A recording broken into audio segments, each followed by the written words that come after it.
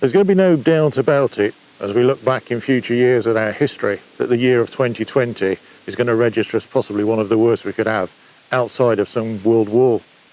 Who would have believed when we woke up on the 1st of January that the awful coronavirus, or COVID as we now know it, would have caused so much damage, ruined so many lives, broken so many promises and destroyed so many dreams within such a short period of time. But human nature turned to the countryside, it turned to the British countryside to get some solace from it, to get some comfort from it, and really just to clear the minds and get away from it. And it's no surprise really, one of my greatest times that I can have is when I've had a busy few days, is to get the dogs, throw them in the car and go and get some time in the countryside. Not just to walk through it, but to actually absorb it, to sit some time in it and soak it in and understand it and sit at it, look at it, and above all, enjoy it. So imagine when a few weeks ago I met up with Laura. Laura comes from a family that's enjoyed the countryside. Both her father and her grandfather, by her own admission, have been poachers and gamekeepers in their time. But she wanted to return to the countryside. She wanted to enjoy it again. She wanted to go and enjoy the many rural sports that we all enjoy. But it was a challenge. Let's hear what Laura says about getting back to the countryside.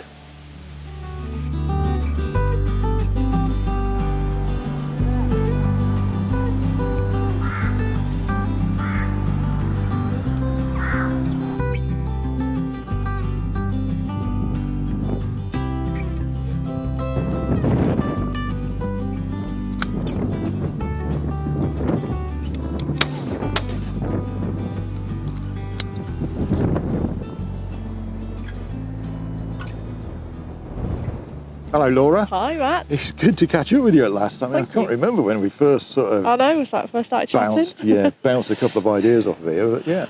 But pigeon shooting, you had a good afternoon? Loved it, fantastic. Yeah. What is it about pigeon shooting that attracts you then? Keeps you on your toes. They're not an easy bird to shoot. A lot of people think, you know, pigeons, they're nothing, but no, they're a cracking little bird. Very good game bird. Yeah.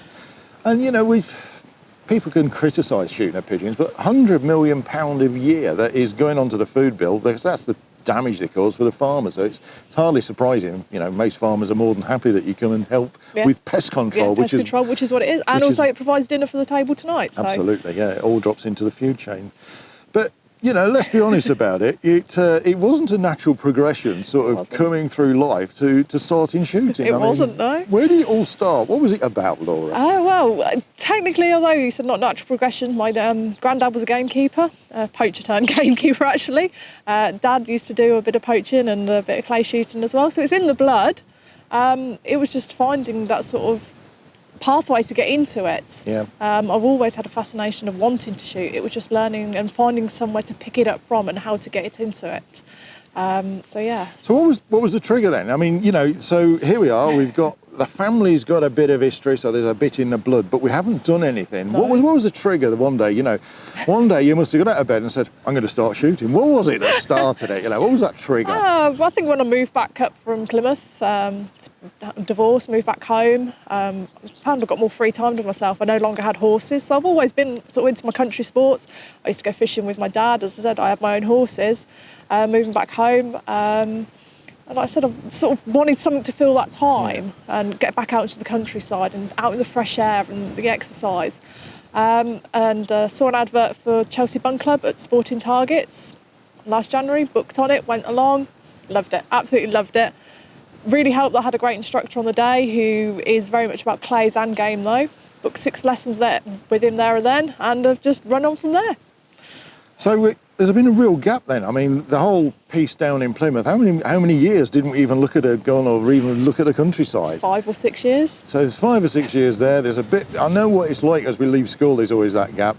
So there's been a lengthy gap that we've not involved with any country sports whatsoever. Yeah. How hard was it to actually reach out once you knew that this is something you do and you wanted to reach out and re-engage? Was that easy? Was that hard? No, it's not been easy at all. It's you know, you don't know where to start. There's no sort of guidance of how do you get into it. I mean, clay shooting, I'd say, is quite easy because there's lots of ladies' clubs, there's lots of clay grounds that do lessons. So that part of it was quite easy, but to step away from clays going into game, there's no guidance on who do you approach, how do you approach it. there's Yeah. that definite gap there that needs to be filled. And you're absolutely right. I want to go clay shoot, and you go to the local clay club and you can spend a fiver, they put 10 clays down the thing, well, do you like it or not? Yeah. And you start the process. Yeah. But you can't do that, I want to go and sort of shoot game, and we'll use game in the wider thing from pigeon at one end to grouse at the Yes. other and Yeah. everything in between. Yeah. There isn't able to do that. And, and I know I've been on shoots where people have been on there and it's the first time and you can tell it's the first time, but yeah. So what did you do? What happened? I want to shoot, I don't want to just shoot clays. I want to do a bit more than just clays. What happened? Where did that all start with? Like I said, that does come back down to, again, my fantastic instructor, Rob, at Sporting Targets. He was very much about, he wants to see more women. He wants more newcomers into the sport. Yeah. And he's been very much supporting me and, in a way, I want to say pushing, but not in a bad way, encouraging me to reach out to people and say, I want to step away from just clays, I want to get into game. And he's been encouraging me to discuss it, on social media in the right way, sort of putting out there, is there anyone local to me that I can go out and shadow? Yeah. And I was lucky enough to be on Twitter. Steve picked up that I, was discussing about game, wanting to get into shooting, and offered to take me out with him on a sort of pigeon shoot in a hide, sit with him, watch what it's all about. And I've gone from there, so I've been really lucky. And you've enjoyed it? Love it. Yeah? Yeah.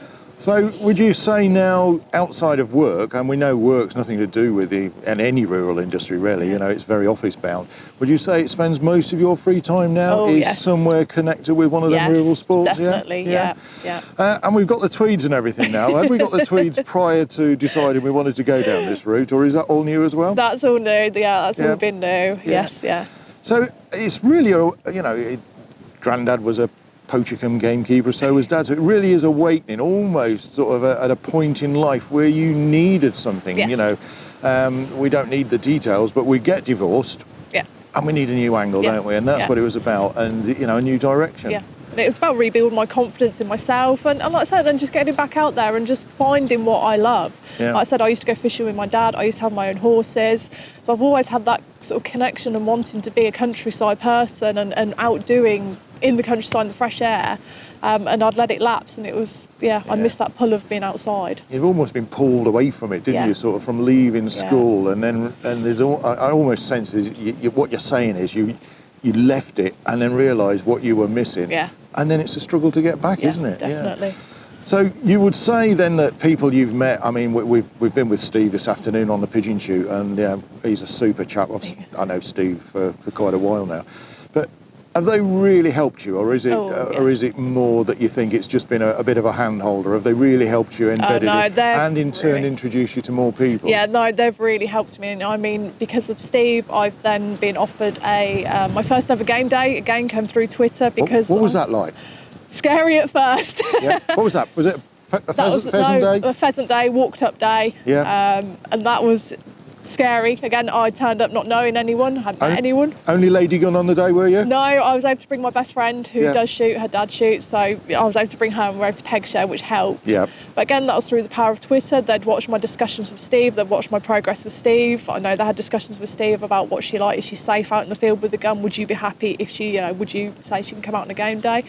So Richard, who is on Twitter, took me out on a game day, was my mentor for the day. And I loved it. Was successful, shot my first ever 3 game birds on the day, and that was great, really enjoyed it. And then I was invited back on the same shoot to beat for them, which again, I really enjoy beating as well. So it's not just about shooting, it's about being outside, the social aspect and the meeting people, and so much learning to be done.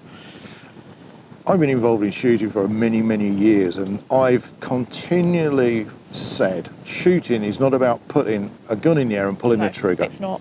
If that's what you want, then go clay shooting for me.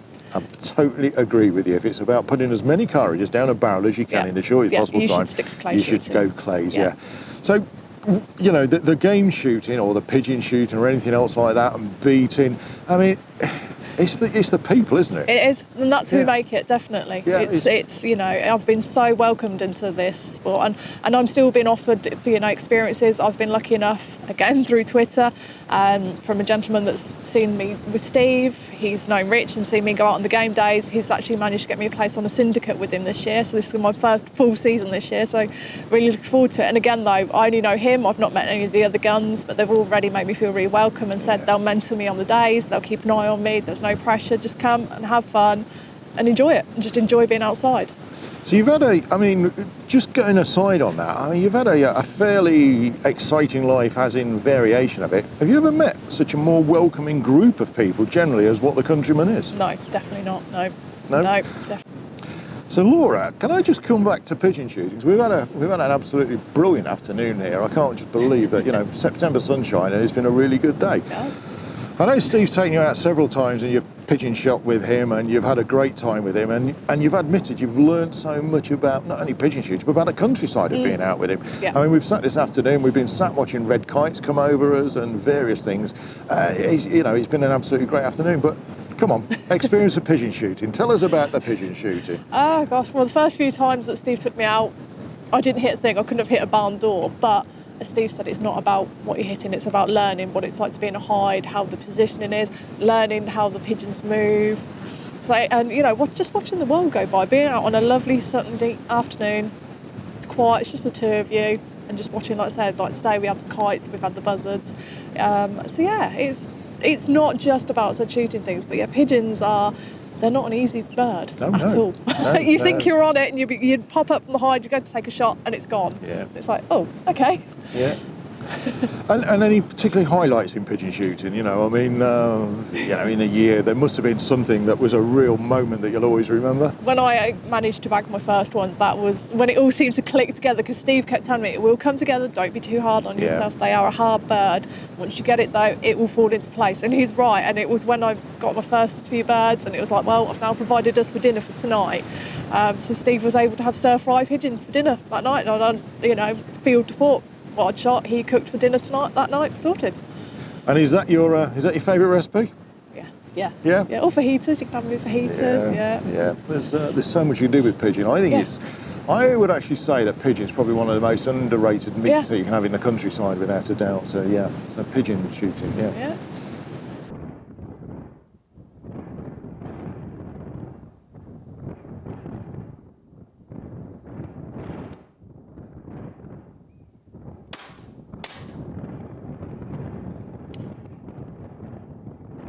3 things then that you're going to try and crack within the next, I don't know, say 12 months. What are you going to be? And why do we want to do those 3 Oh, you're putting things? me under pressure now. To have another successful game day, that would be really good this season. To go out on a deer stalk, and to, it's not necessarily even not pulling the trigger, but just to have gone out and done that experience would be absolutely fantastic. And just to get into something else that I haven't done yet that's country sport, either be out ferreting with Steve, like I said, go out for a deer stalk, or even, go out on the day with a hunt. That's something I'd like to get into if I can. There's almost so much there, you don't even know where to I don't know where to start. At the moment, so you're just going to soak up anything. Yeah.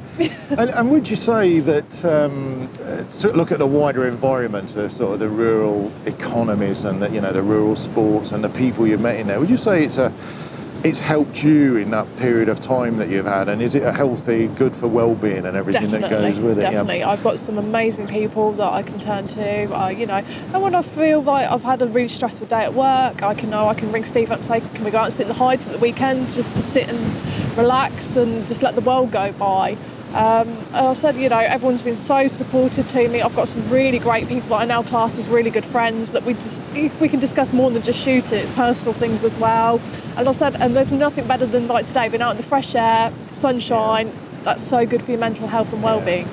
Now, my father always said, you can always tell a countryman, because he's very much a down-to-earth. Yeah. If you're not into country sports, you could almost take him as a little bit miserable. But they're a very down-to-earth, functional and practical individual, aren't they? Definitely. Yeah. And and I always find everyone say welcome, warm and welcoming. Muddy wellies, cup of tea. That's what it's all about for me. Yeah, it is about the people at the end of the day. It's about the people, and taking that heritage forward with those people. Yeah, definitely, and keeping the stories and the pastimes going. Yeah. Laura, thanks for your time today. I really appreciate it. Thank you very much, Mark. Thank you. I'm pretty certain that Laura's story is not unique. There must be a lot of people out there who want to join in the great activities of the British countryside and enjoy the British countryside and its heritage that we have done for so many years. In fact, for generations that have taken part in it. And I think we've got a duty to pass on that knowledge and that understanding we've got of the countryside to the next generations. And it's great to see that Laura engage with this digitally. Social media has been criticised so many times, but used correctly and in the right hands, I think it's got a future. It is the future. We can't just sit back and ignore it. It's going to be with us for the future, so we need to engage with social media and use it. But a special thank you today goes to Steve Capel, who reached out, engaged with Laura, and there he is. Look at her now. She's got a gun, she's out shooting, and she's enjoying the British countryside. And I've no doubt in a few years' time, in turn, she will also be passing on her knowledge to the future generations. But Steve's somebody who we really should think about. He's been a great ambassador for the countryside for all of his life, and we really should thank him for that. Steve's a really interesting character. He's also a very good read, and I recommend his new book that he's just published. Details are coming in a few moments. Till next time.